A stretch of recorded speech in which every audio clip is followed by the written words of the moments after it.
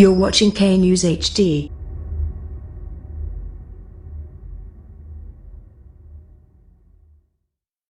السلام علیکم، آپ دیکھ رہے ہیں کے نیوز چینل۔ خبر شامل کرتے ہیں خانیوال سے ہمارے نمائندے ساجد ملک کی رپورٹ کے مطابق مخدوم پور پھواڑہ ایس ایچ او تھانہ مخدوم پور چودھری محمد شعبان خالد گرایا نے سٹی پریس کلب مخدوم پور جمشید علی سعیدی کی دعوت پر پریس کلب کا دورہ کیا۔ انہیں سٹی پریس کلب کے 32 ارکان کا تعارف کروایا گیا۔ سٹی پریس کلب کے دیگر ارکان ایس ایچ او کو جرائم کے خلاف بھرپور تعاون کی یقین دہانی کروائی۔